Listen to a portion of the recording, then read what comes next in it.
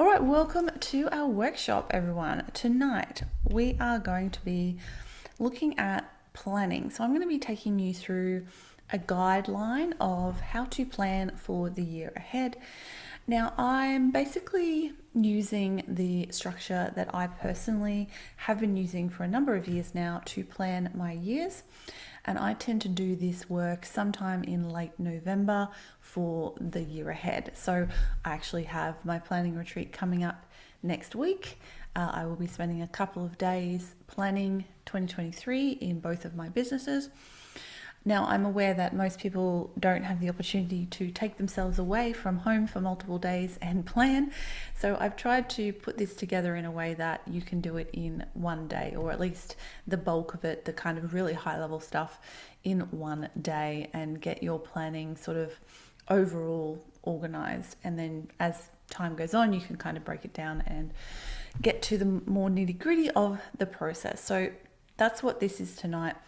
And let's get started with it. So just get my slideshow ready to rock and roll onto this screen.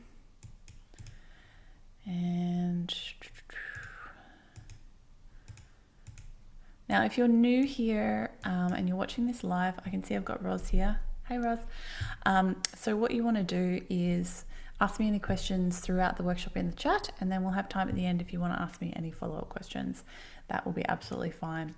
And if you're watching this as a replay, if you have any questions, you can either leave them in the comments below this video on the blog where you're watching it on the website, or you can just come over to the Facebook group and ask me questions there, and that will be just fine. Okay, so we're going to share that, and we're going to start our slideshow. Alrighty, let me just get my extra windows up over here so I can see you guys, and pop my video over here as well, and we can get cracking. All right, welcome Sue. I can just see you've logged in. Awesome to see you. Okay, so this workshop tonight, I'm assuming that you know what you want, but tonight what we're going to do is teach you how to plan to get there. Now, if you don't know what you want, I recommend you go and do this workshop, which I think I published last year, Your Vision, Goals and Priorities for the Year Ahead. That workshop actually guides you through the process of deciding what you want to do in the coming year. So this workshop, we're not going to be touching on what you want to do. We're going to be talking about how to do the actual planning. All right. So the two workshops kind of go back to back, one then the other. So if you kind of, after this workshop, you're like, that's great, but I don't know what I want to do, then go do that one after this one. Or if you're watching this in the replay, go do that one first and then come and do this one. Okay. So one thing I really wanted to stress about this is that this plan is a guide, not a rule book. I think a lot of people, they either put off planning because they don't want to feel constrained, because, hey, what if other opportunities come along?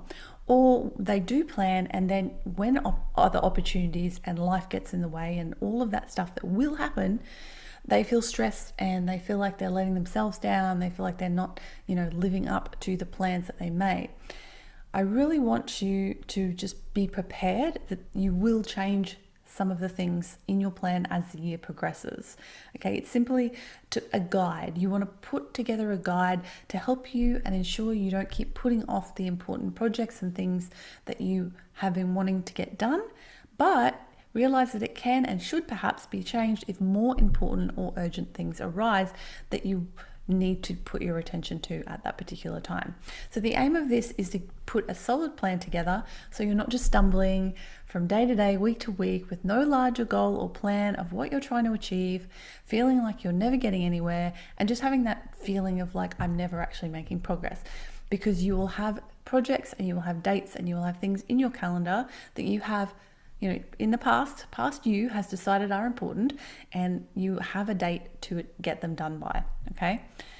It also helps you, I think, to realize that your time is not endless and there are limits on how much you can get done. When you really sit down and just look at a year in totality, and you start putting projects in, you start backtracking and working out how long they're going to take, you realize how little time you actually have.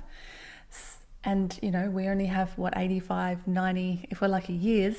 Okay, so it makes you realize that you really have to prioritize the things that are important to you and that are going to move your business forward.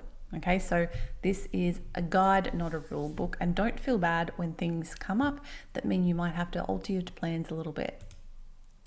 Okay, so step 1 is to schedule the planning time. Now, this sort of planning, it's deep planning, okay? It's something that you need to remove distractions and make sure that you have the mental space and energy to do this deep planning work. So it's best done in a decent chunk of uninterrupted time and away from where you normally work. Now, why is this? It's because it helps you to get in a different state of mind and it reduces distractions. Okay, so if I tried to do this work at home, if I was like, okay, I'm going to have a planning day, inevitably something would distract me, even if it's just, Nick talking to me, the cats being amusing or annoying, a chore that I notice that I need to get done around the house. Like, something will distract me or get in my way, and just like you're in your normal zone. And I think it really helps you to get out of that somewhere else. It gives you that novelty. It gives you that sense that this is something important and something different. Now, I've done a whole workshop before on the importance of a planning day, and I talk about how I take a planning day each month to do month-to-month planning, so the more detailed stuff. So go watch that if you're interested in that process. It's something I do almost every month, and I find it incredibly valuable. And it's similar to what we're doing here, except this is more the higher level overarching planning stuff. Okay, so ideally you're going to go somewhere. You might go to a co-working space, you might go rent yourself a hotel room or an Airbnb for a night, you might go to a local library where you won't be disturbed. You could do a cafe as well, but it's not really somewhere most people are comfortable sitting for 8 hours, so somewhere that you can be alone and undistracted. Now, me personally, like I was saying, I do a planning retreat and I take at least 3 days and I take myself away. I go somewhere, I rent an Airbnb or something like that, and I take all my work with me and I get my work done, and I have that time to myself to really not only get the planning done, but also just the space and time to think. I'm by myself, I take myself out to dinner and lunch and brunch or whatever, I go for walks, I allow myself to kind of dream about what I want for the future of my business and my life. And then during the work periods, I sit down and I really turn that into something concrete. So that works really well for me, and I love doing that. I'm aware that a lot of people can't do that. So I want to encourage you to at least take a 1 day or one night away or something like that, just to get that mental space and energy. And make sure, really important, make sure you're really well rested when you go to do this. Make sure you've had a good sleep for a few nights.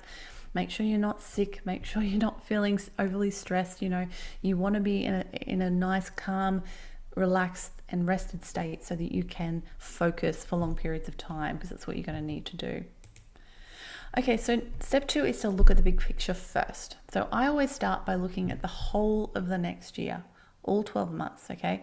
Now, I strongly encourage you to do that, but if you feel like that's just too overwhelming, I know my friend Deb, she's like, I can't do a year. That's just, it's too big. My brain just can't handle it. 6 months is what works for me. And I'm like, okay, well, just the longest period of time, the longest chunk of time that you feel like you can get a handle on, and that's what you want to look at, okay, in one big chunk. So for me, it's a year. That works really well for me. It means I can plan out all of my courses and projects and stuff for the year. And then I decide what my priorities and responsibilities are, what events and actions will make those happen, and when they will happen by. Okay, so that's the large, big picture. Now, this may be a product launch, a project like a website overhaul, or opening a shop, getting featured somewhere, like say I want to get 10 PR features or something, my tax and super due dates, markets, getting into certain shops. Like, what are the big things, the big projects, the big events, the big things that you want to aim for or work towards in the coming year. And you want to lock all those down in step 3, where you lock them in to your calendar and your breaks. This is very, very important, okay? I want you to make sure that you put down any holidays or breaks that you are going to be having during this process, because those are as important as anything else to get you refreshed and revitalized and spend time with your family and friends, okay? So whenever I sit down and do this, I always go, okay, I look at my life as a whole. I don't just look at my business when I'm doing this, I look at my entire life. So my business projects, my personal holidays, my personal events, birthdays, all that sort of stuff. And I put all of that in on this yearly planner.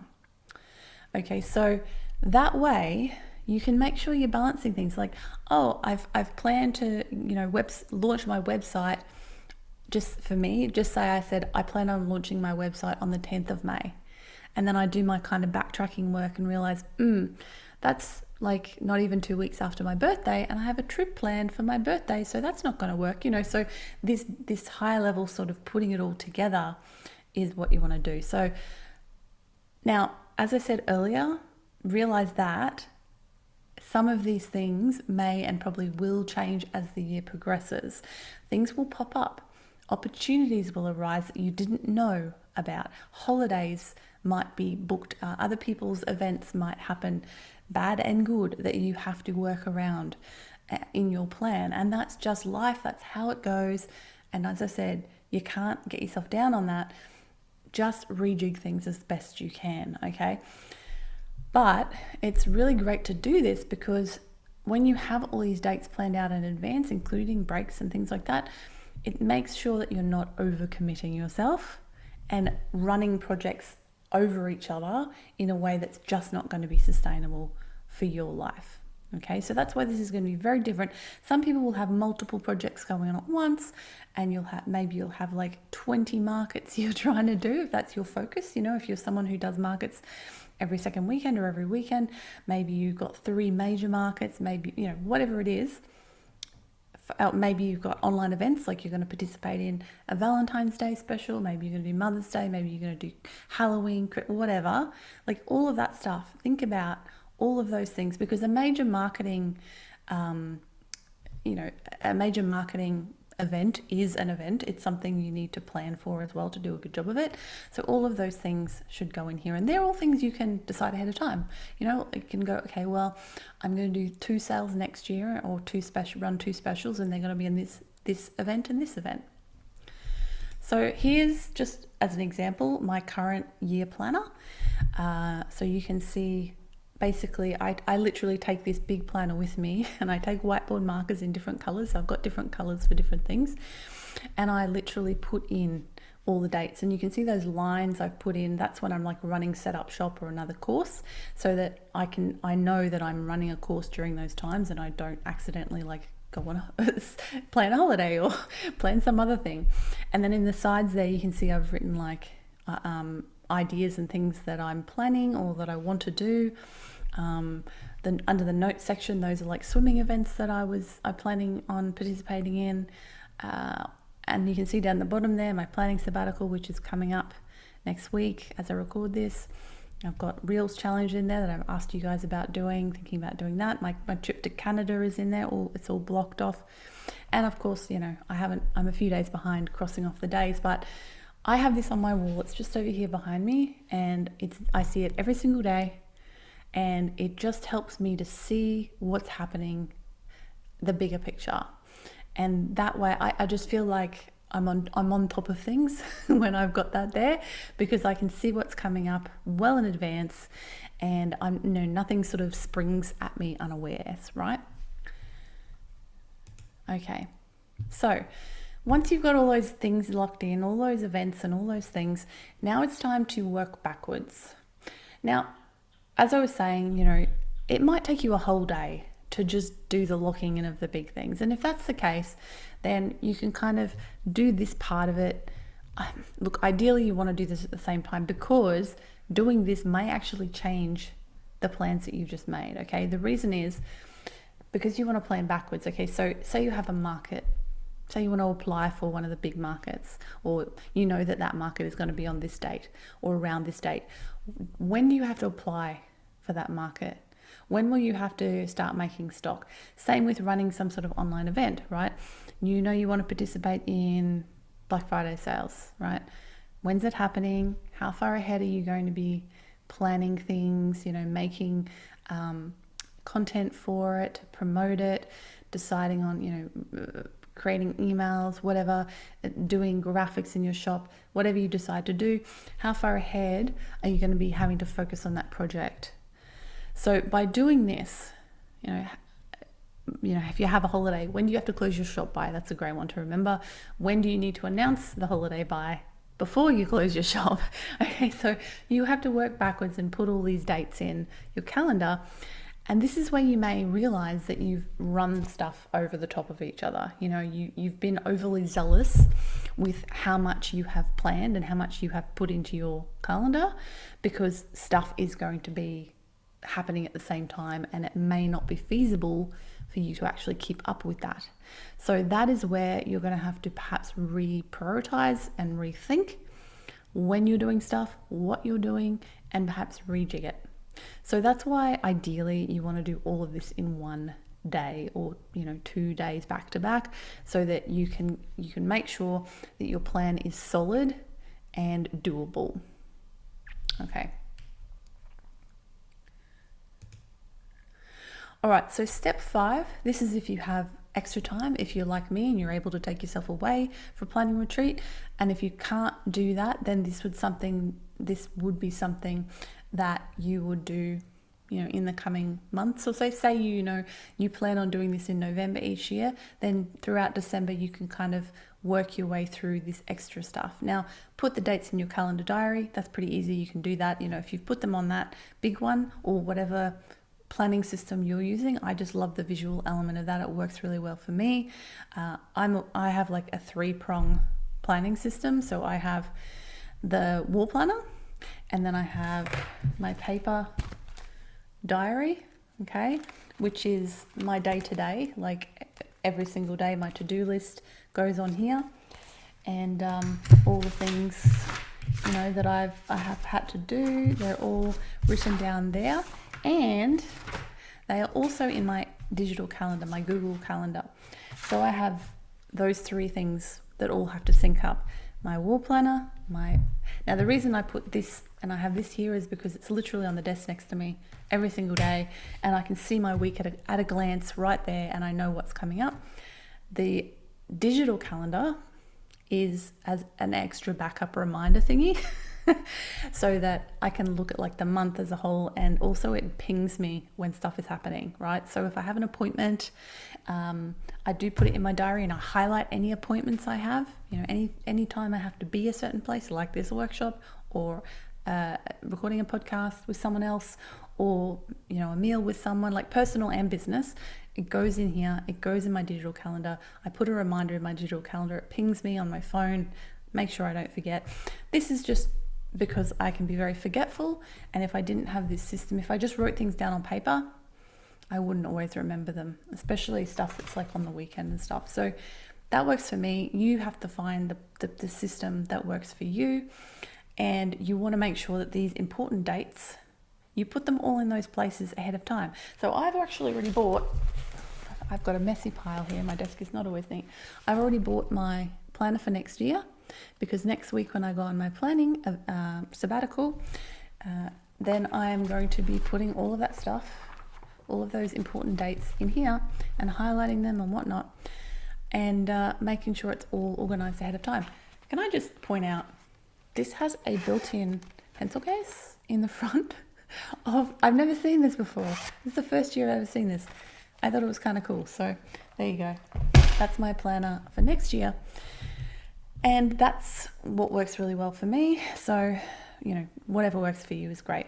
So then if you have time, the extra time, you can actually start putting together detailed plans. Now, this might be something you decide to do on your monthly planning day ahead, instead, and you sit down and you put together these detailed plans. That's generally what I do.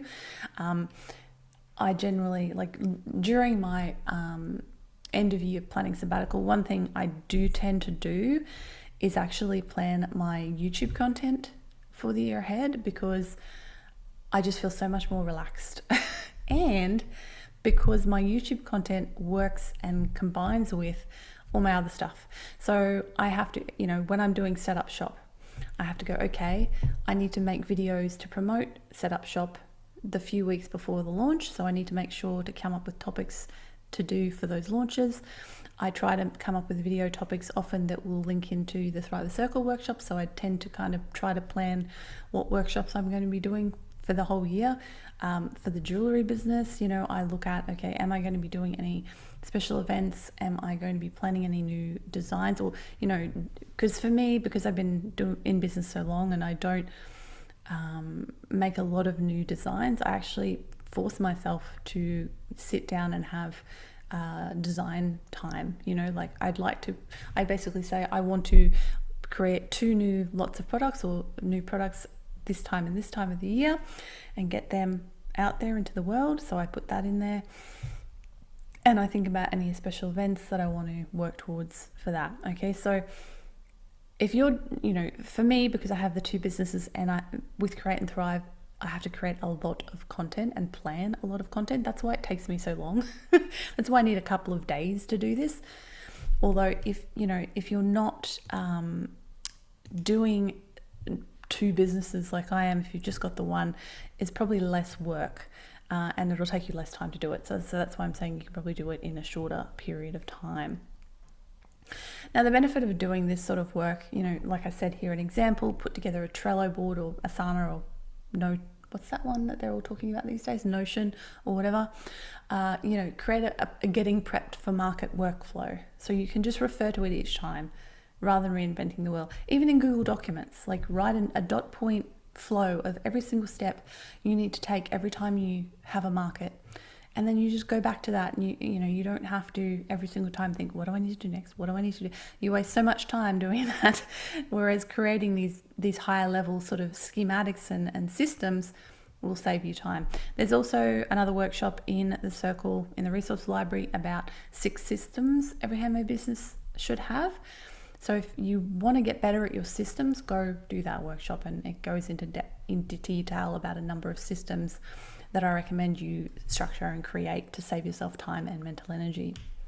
Okay, so the point of this obviously is to do that work now and save you time later. Okay, so now I want you to do a quick 2-minute activity. We're almost at the end of the workshop. It's a shortish one tonight. So look at your calendar. Think about when you can set aside 1 whole day for planning. And then I want you to make a plan or a date in your calendar to go gather your planning materials, to do your shopping. That's the fun part, like go buy your diary, go buy your wall planner, whatever it is that you have as part of your system. If you do use a completely digital system, maybe not something you want to do, but maybe you need to, get some more pens. I don't know. Have a think about this. I'm going to give you a short little break to think about it, and then I'll come back and we'll finish up.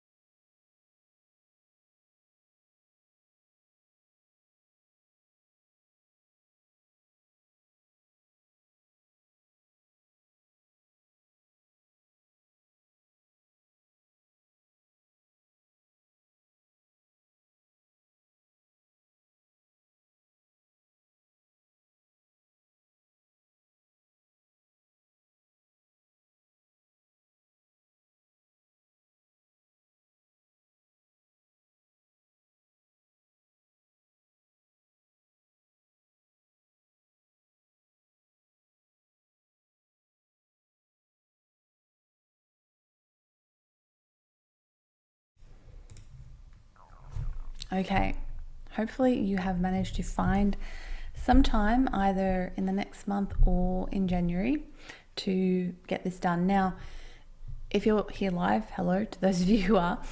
Just a quick note, if you're not aware, we are doing the Handmade Biz Bootcamp in January 2023 here in the Circle, and that will kind of guide you through some of this process. It'll guide you through sort of visioning and brainstorming. So if you're like, I can't do this right now, I'm not in a brain space, I'm too busy, whatever, you can come and join me for that, and then you could even do this process after you finish the bootcamp. So that's definitely something to consider. And if you're watching this later as a recording, the bootcamp lessons will be available for you in the resource library under Handmade Biz Bootcamp. Obviously it won't be live with everybody else, but you can still work your way through them if you'd like to. Okay, so that is pretty much the process of planning.